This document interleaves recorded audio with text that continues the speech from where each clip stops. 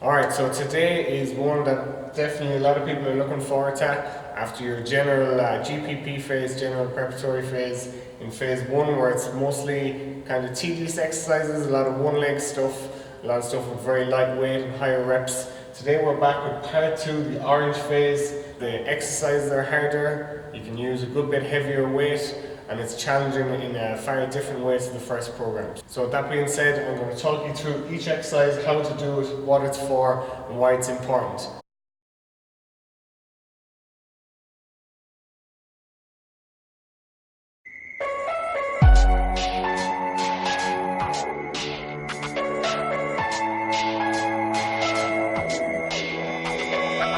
Okay, so it's mainly superset format, except calves, tibialis, and core work at the end, rotational core work. So superset number 1 is GHR or Nordic falls.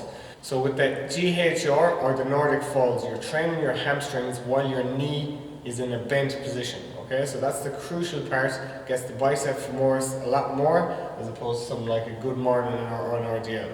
So as you'll see in the video, I'm driving my knees down and keeping my hips forward so that my shoulders and my knees are in a straight line shoulder to knee, that I'm not too bent at the waist.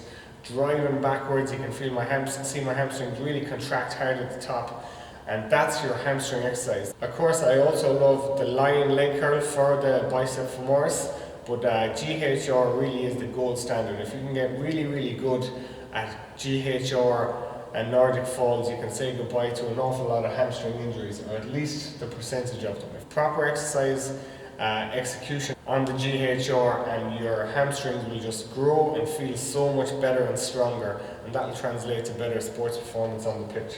So superset with the GHR is low handle hex bar squat. I love this exercise, it's brilliant, and it's a lot safer, inverted commas, safer than a normal barbell squat where the bar is loaded on your back. You're lifting the weight at the side of your body and really slow on the way down. Now you don't get to go quite as low as a normal squat, that's not to worry. As long as you're working through full range of motion over the course of this training session, it doesn't matter that we're not going ass to grass quite on these hex bar squats. But that being said, lower handle will still be far lower than the higher handle. One thing that does frustrate me that a lot of GA players do is they only do high handle hex bar squats. Flip it around, challenge yourself. You'll have to use far less weight with a bigger range of motion on the low bar, on the low handle squat, but it will help strengthen your legs to a bigger range of motion, which is what it's all about.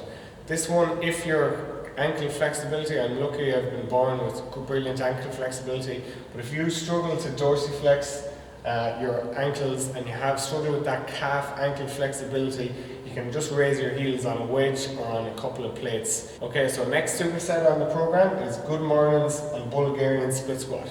Two of my favorite exercises for athletes, or two of the most functional exercises you can possibly do for the legs. Absolutely superb for lower back, glutes, hamstrings, just brilliant exercises. And if you can get really good at these exercises, you will be strong, because they're so difficult to perform correctly with a heavy weight. So if you can get quite strong at both of these exercises with very good technique, your lower body will be in a great place, because they demand a lot of flexibility in the ankles, the hips and the knees. So first of all, the good mornings, what you want to do is point your toes straight forward. You can do a version where you point your toes outwards and stand a bit wider, that'll hit more glutes. But for this, we're going to try and emphasize the hamstrings, so that means toes pointing straight forward. Push your hips backwards, keep your legs mostly straight, not dead straight, but mostly straight, and you're going to really strengthen your lower back, glutes and hamstrings. It's particularly getting that hamstrings into a stretched position, unlike a curl, which is getting it into the shortest possible position and working the bicep femoris more.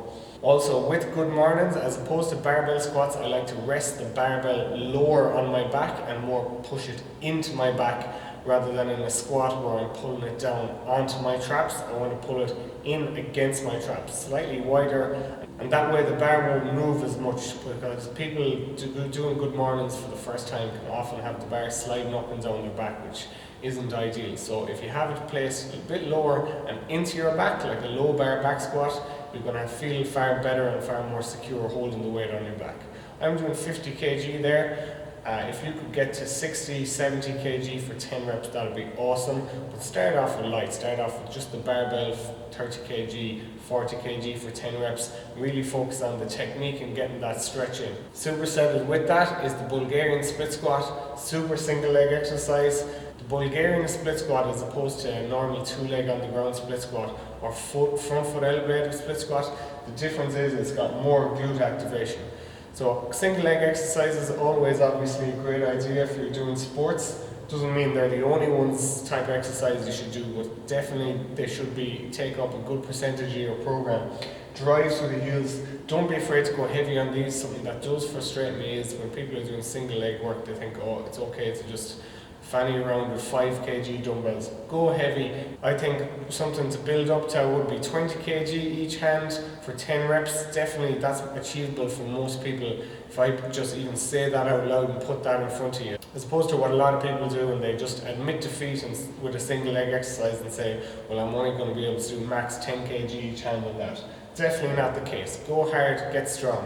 The third superset is single leg hip thrusts and sled drags. Okay, so both of these are single leg exercises. The first one is the single leg hip thrust, something I've been using a lot more in my programs and my clients' programs the last year and a half. The glutes are the biggest muscle in the body, so they can handle a lot of volume, a lot of different exercises, and doing single leg exercises to fix glute imbalances is always a good idea no matter who you are, playing sport or not. But for this program, the GAA Off-Season That Works program, it's obviously brilliant for us to be focusing on having balanced strength in each leg. So drive up through the heel, really squeeze the glutes at the top. You'll see just thrust into that shortened range, into that shortened position, contract really hard at the top. Just let your leg go slightly out in front. If the leg that's not working touches the ground, it's not a big deal, but try and keep it a few inches off the ground at least. And really focus on driving through the heel, keeping your shin at a 90-degree angle straight down and drive, squeeze that glute at the top, really feel it contract. You should have no trouble feeling a lot of blood and feeling the muscle contract and pump up as you're doing these, as you've already done quite a bit of leg work before starting these. And the glutes would have been worked in other ways, not quite as directly with the first 4 exercises. The next exercise is a huge favourite of mine and absolute gold for knee pain and for knee health. So if you can get really, really good at sled drags. So what's really good at sled drags? Josh Bryant thinks body weight sled drags, so for me that's 80 kg, which I thought, no way I'd be able to do that. But if you stick at them, you will get very, very good at them. Super for your VMO, really good for getting your knees to track properly. And you do increase ankle flexibility when you're doing that heavier weight on sled drags. You see, it couldn't be any simpler. Just drag the weight behind you. Even if you could make some homemade version of this, if you haven't got access to what we have access to in here, and just drag it along the car park outside your gym or whatever at home, maybe with a few tires, I don't know, get creative. But it's a very, very simple exercise, very straightforward exercise, and it's super for your knee health and knee pain. So what I would be recommending is go really hard on these. Go really hard on it. Don't be afraid to load it up and drag backwards. You're not going to have bad technique. You're definitely not going to hurt anything by pushing yourself on these. So really go to town, get that really big quad pump.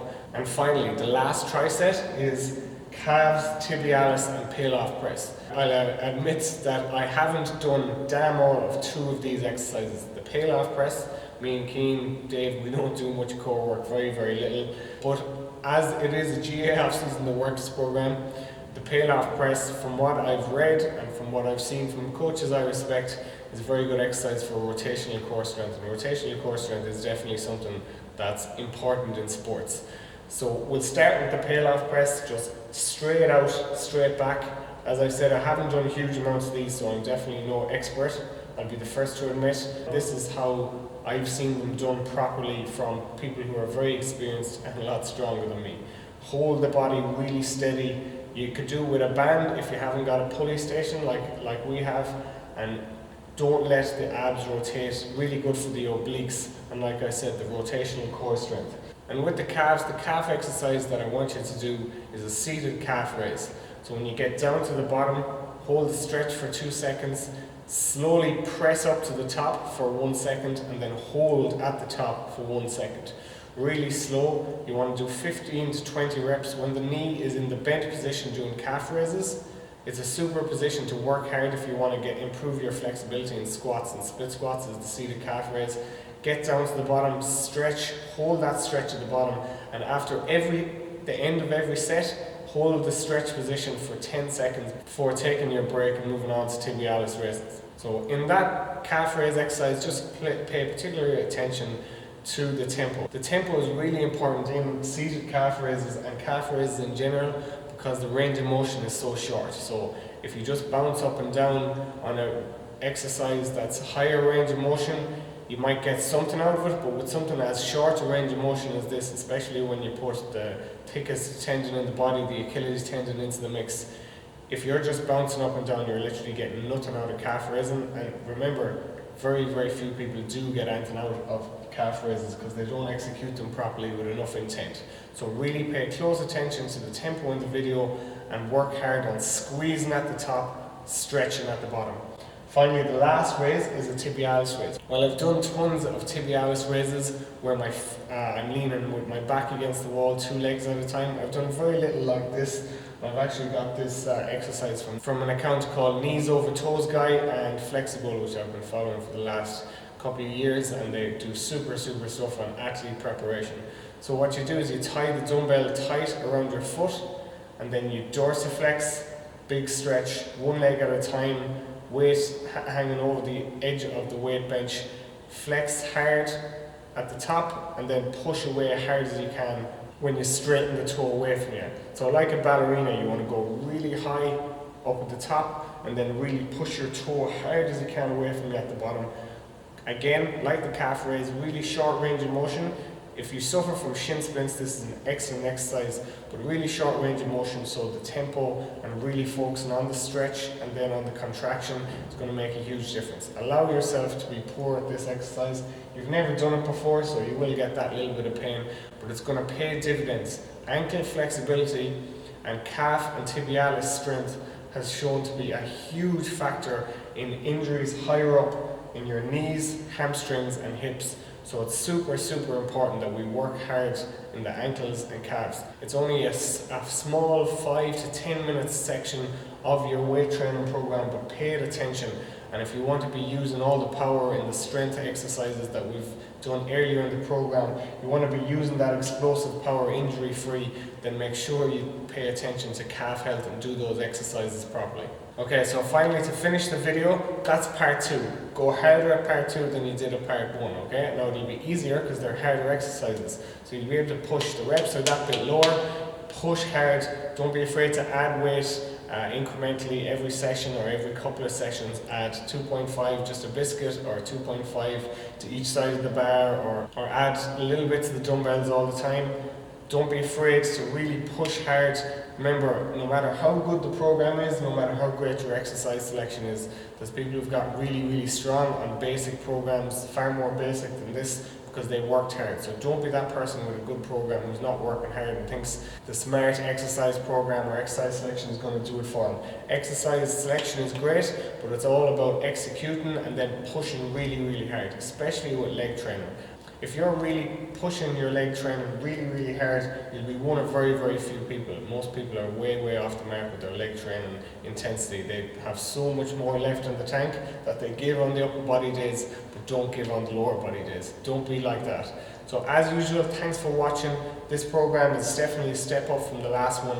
You're into phase 2 now. Work hard, enjoy it, and as usual, any questions, don't be afraid to send them on to me. Thanks for watching, don't forget to subscribe.